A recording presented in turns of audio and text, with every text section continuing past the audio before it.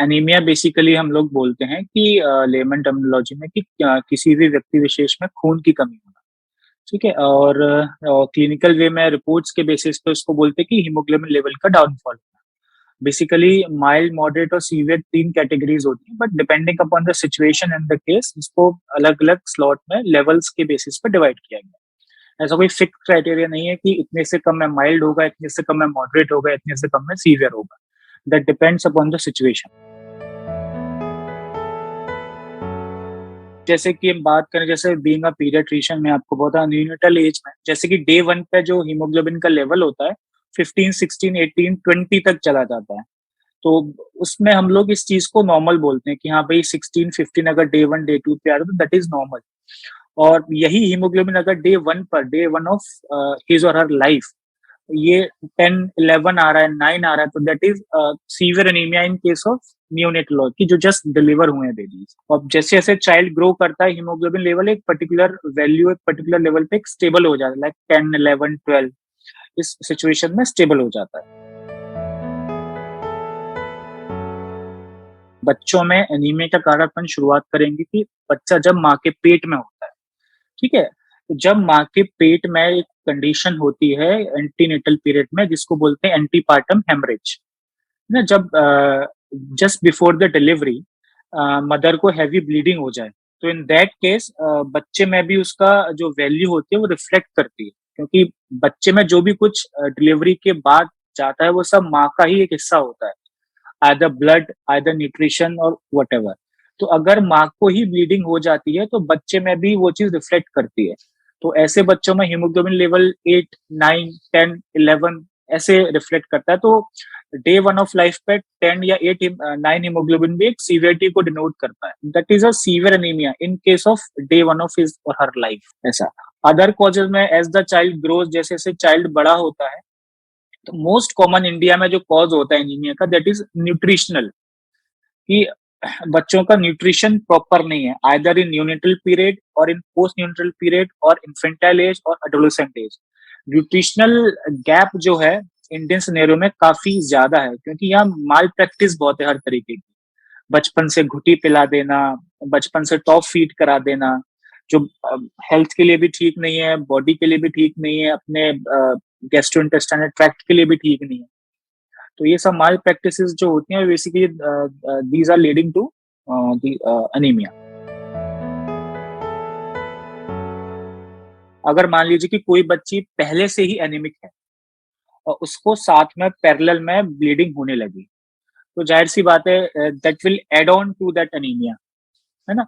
लेकिन अगर किसी फीमेल का हीमोग्लोबिन लेवल ठीक है, तो माहवारी या मेंस्ट्रुएशन तो एक ऐसी चीज है that is a physiological condition, कोई पैथोलॉजिकल चीज नहीं है। तो प्रोन हो सकते हैं, लेकिन अगर वो पहले से ही एनीमिक है, क्योंकि कुछ फीमेल्स का रहता है कि उनका बेसलाइन हीमोग्लोबिन भी 8, 9 ऐसे वेरी करता है। तो ऐसी जो फीमेल हैं, ऐसी जो बच्चियां हैं, वो एनीमिया के लिए ज्यादा प्रोन होती हैं। एनीमिया को अगर अपन डिफाइन करें तो बेसिकली ब्लड जो है एक अपन ये बोलें कि मशीन में ऑयल का काम करता है। अगर वही चीज कम है तो मशीन भी स्लो रेट से काम करेगी, अपनी फुल एफिशिएंसी से काम नहीं करेगी। बॉडी के जितने भी वाइटल ऑर्गन्स हैं, सारे ऑर्गन्स को ब्लड सप्लाई जाती है ना? अगर वही ब्लड सप्लाई कम हो जाए due to any sort of reason, तो जाहिर सी बात है बॉडी के जितने भी वाइटल ऑर्गन्स रहेंगे वो अपनी एफिशिएंसी जो उनकी 100% रहती है, अगर वो प्री अनीमिया के फेज में नहीं है, तो अब हीमोग्लोबिन लेवल डाउन है, वाइटल ऑर्गन की सप्लाई कम हो जाएगी, तो सारे जो ऑर्गन्स रहेंगे right from tip to toe, वो सारे ऑर्गन अपना पूरी एफिशिएंसी से काम नहीं करेंगे। तो depending upon the organ body में लक्षण आने लग जाते हैं। जैसे कि लंग्स में मान लीजिए ब्लड सप्लाई कम हुई, तो फेफड़े अच्छे से काम नहीं करेंगे, तो सांस लेने में परेशानी आएगी, ठीक है? पेट है, पेट में ब्लड सप्लाई कम हुई, छोटे बच्चे रहते हैं, एनीमिक रहते हैं, उनको फीड कराओ तो वो पेट से उनके खून आने लग जाता है, जीआई हेमरेज के चांस बढ़ जाते हैं उनको। रीनल है, रीनल में ब्लड सप्लाई कम हो जाती है तो यूरिन प्रॉपर नहीं बनता, बच्चे पेशाब नहीं करते, ब्लैडर फूलने लग जाता है, पेट भी फूलने लग जाता है due to that sort of reason. ये सारी समस्याएं हैं, और एक मोटा मोटा मान के चलिए तो बच्चे का पूरा ग्रोथ ही रुक जाएगा अगर वो एनीमिक रहेगा तो। है ना, क्योंकि वो छोटे बच्चा है, न्यूनेटल एज का या पोस्ट न्यूनेटल एज का है, उसमें अगर ब्लड सप्लाई कम होती है तो वो फीड अच्छे से नहीं लेगा, क्योंकि उसका पूरी एनर्जी तो फीड लेने में ही चली जाएगी। सक साइकिल जिसको हम लोग बोलते हैं अपनी मेथोडोलॉजी में, पीडियाट्रिक्स में, तो वो हैम्पर हो जाती है उसकी। फीड करेगा थक जाएगा, फीड करेगा थक जाएगा, क्योंकि खून ही नहीं है, एनर्जी कहाँ से बनेगी उसमें। तो ये बेसिक रीजन होते हैं। तो फीड प्रॉपर नहीं होता तो वेट गेन नहीं होता बच्चे का अच्छे से। तो ये सारे फैक्टर्स होते हैं बेसिकली। अपन को पुअर वेट गेन मतलब एक एक एक कैरेक्टरिस्टिक अपन मान सकते हैं किसी भी एज में, कि वेट नहीं हो रहा है, बच्चे का ग्रोथ नहीं हो रहा है, उसका खाने पीने में मन नहीं लग रहा है। तो ये एक स्टैंडर्ड आप इसको क्लिनिकल फीचर मान सकते हैं एनीमिया का, जो एक मोस्ट कॉमन प्रेजेंटिंग फीचर होता है। इसके लिए थोड़ा सा पेरेंट्स को भी बोलते हैं ना कि ऑब्जर्वेंट रहना पड़ेगा। अपने बच्चों का जो कलर होता है वो पिंकिश होता है ना, छोटे छोटे बच्चे पिंक देते हैं, गुलाबी बच्चे होते हैं। अगर वो सीवियर एनीमिया की कैटेगरी में लैंड अप कर रहे हैं, तो बच्चों का परफ्यूजन, जिसको कलर हम लोग आम बोलचाल की भाषा में बोलते हैं, वो कलर चेंज होने लग जाएगा बच्चे का।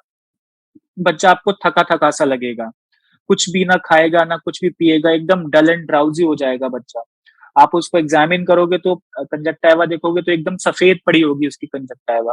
तो ये अलार्मिंग साइन है। बस ये है कि इसके लिए अवेयरनेस चाहिए कि अगर आपके बच्चे को खून की कमी है तो आपको किन किन चीजों का ध्यान रखना है बेसिकली।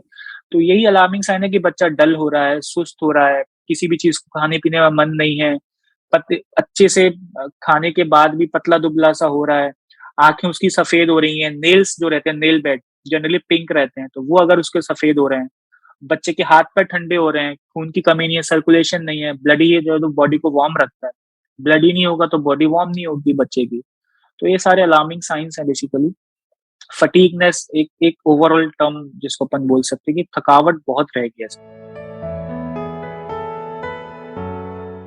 ट्रीटमेंट प्लान बेसिकली होता है कि जैसे कि खून की कमी हमको सस्पेक्ट लग रहा है कि बच्चा ये एनीमिया में है, तो सबसे पहला हमारा काम होता है कि जो इस कमी के कारण जो सुपर इन्फेक्शन बच्चों में हो सकते हैं खून की कमी के कारण, तो सबसे पहले उसको एक एंटीबायोटिक कवरेज देना होता है, gram positive as well as gram negative, क्योंकि वी डोंट नो कि which kind of bacteria he is having. तो एक कॉमन एंटीबायोटिक हम लोग एक या दो एंटीबायोटिक चालू करते हैं।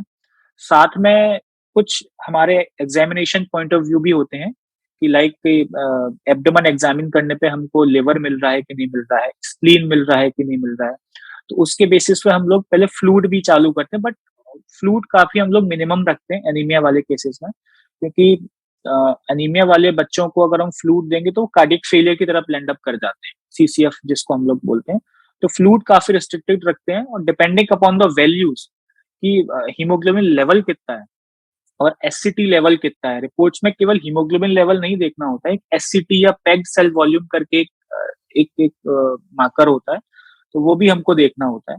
If it is less than 20 तो इंडिकेशन ही है कि आपको देना ही देना है पेग सेल ट्रांसफ्यूजन। जैसे कि कंजस्टिव कार्डियक फेलियर, एनीमिया जो एक सबसे ज्यादा किसी चीज में लैंड अप करती है, एनीमिया नाम की चीज, एनीमिया नाम की बीमारी, तो वो कार्डियक फेलियर ही है। मतलब कि आप ये समझिए कि जैसे बड़ों में अटैक आते हैं तो अपन बोलते हैं कि इनको हार्ट अटैक आ गया, इसको आप ये समझिए कि ये बच्चों का हार्ट अटैक है। आप ये समझिए इस चीज को, टर्म डिफरेंट है कंजस्टिव कार्डियक फेलियर, क्योंकि दिल को ब्लड सप्लाई पहुंच ही नहीं पा रही है। हार्ट का काम है कि उस खून को फेफड़ों तक पहुंचाना, फेफड़े से वो फिर प्योर ब्लड होकर अपनी पूरी बॉडी में सर्कुलेट करता है, सारे वाइटल ऑर्गन को सप्लाई होती है। हार्ट काम ही नहीं करेगा, हार्ट आपका काम करना एक पर्टिकुलर टाइम लिमिट के बाद बंद कर देगा वो। तो कार्डियक फेलियर, और कार्डियक फेलियर तो ऐसी चीज है कि बच्चा तुरंत हाथ से चला जाता है, बहुत एक क्रिटिकल और एक इमरजेंट सिचुएशन है ये तो कार्डियक फेलियर। एनीमिया के लिए बेसिकली ये है कि जो भी सीजनल फ्रूट्स आ रहे हैं, जो भी सीजनल वेजिटेबल्स आ रहे हैं, आप बच्चों को सब खिलाइए।